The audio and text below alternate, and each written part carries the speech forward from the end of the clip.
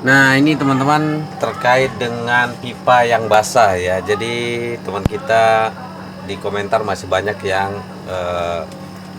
menanyakan, Om, AC saya pipanya basah ya, dua-duanya basah atau satu basah, itu normalkah gitu kan?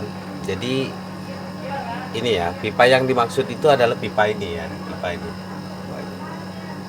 Nah, itu normal nggak gitu?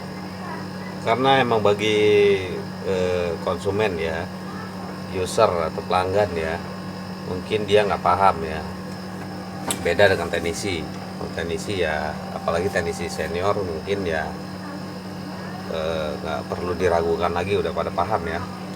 Nah, di sini tujuan kita membuat video ini adalah untuk mengedukasi si konsumen ya, si user, agar dia tahu mana AC yang normal atau enggak ya, pada saat mungkin dia iseng-iseng ngelihat si outdoor unit, ngelihat pipanya, mengamati pipa ini, terus ada air ya, ada air basah. Nah, ini apa, basah ini normal ya teman-teman, normal sekali, itu mantap sekali. Jadi emang harus basah ya, ini harus basah. Nah, ini deketin, ini basah ya, ini ada airnya, ini juga ada airnya ya, ini air. Nah, itu jadi ini basah, ini dingin ya, pegang nih dingin, nih dingin. Jadi kenapa harus basah ya, karena pipa yang di indoor itu, indoor unit ya, di indoor ini pipa ini teman-teman, pipa kecil ini, terutama pipa kecil ini yang wajib basah ya, pipa kecil ini. Nah, pipa kecil ini itu freon yang dari kompresor ya, freon dari kompresor lalu masuk ke kondenser. Kondenser itu yang ini ya, kisi-kisi di belakang outdoor unit ini. Nah, setelah melewati kondenser itu freon akan melewati pipa kapiler. Nah, pada saat pipa kapiler itu freon jadi disemburkan ya, di apa ya, kalau di mobil itu pengkabutan ya, untuk merubah apa, menurunkan tekanan. Jadi freon yang tadi tekanan tinggi di kondenser lalu diturunkan tekanannya melalui pipa kapiler dan menjadi dingin. Nah, ini setelah dari kapiler dia melewati pipa ini, jadilah dingin ya. Nah, pipa ini adalah pipa evaporator ya, sambungan pipa evaporator yang di indoor itu. Nah, makanya pipa yang kecil ini emang harus basah dan harus dingin. Kalau pipa kecil ini kering, nggak dingin, nah dapat dipastikan AC itu nggak dingin ya, evaporator itu nggak dingin. Evaporator yang di indoor itu nggak dingin, karena ya dari pipa ini, kita ngeceknya dari sini aja. Jadi basah, pipa ini basah itu normal ya, dua-duanya basah itu normal.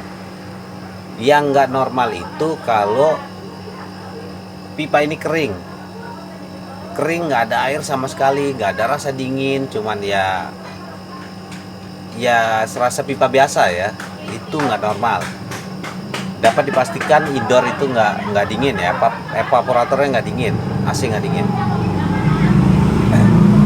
Lalu kalau pipa ini ngeblok es ya, nah di sini ada es, pipa ini ada es atau pipa ini ada es, itu dapat dipastikan nggak normal ya, nggak normal.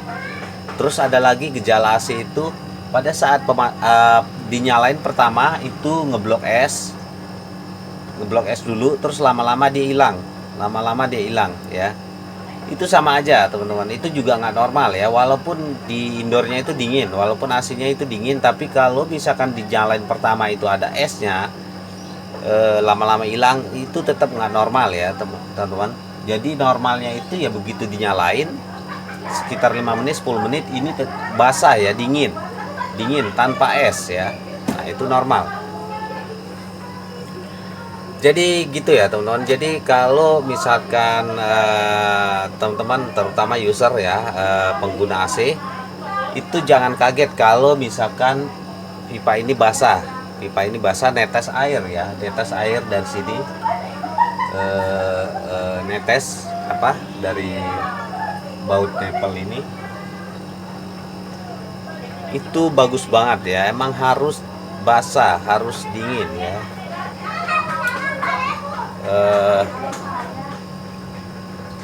Pokoknya normal ya, gitu ya teman-teman. Jadi jangan kaget kalau yang ini apa namanya, pipa ini basah ya, pipa ini dingin. Ini dingin. Jangan khawatir, oh kok basah ya, jangan-jangan ini AC-nya bocor gitu ya, jangan-jangan freonnya bocor. Enggak ya teman-teman, enggak. Justru ini dingin ya, itu normal sekali. Nah, pipa ini basah dingin ya. Oke, gitu ya teman-teman, mengenai pipa yang basah. Semakin basah semakin enak. Kalau udah basah berarti udah siap ya, siap lanjut ke menu utama. Oke teman-teman, terima kasih.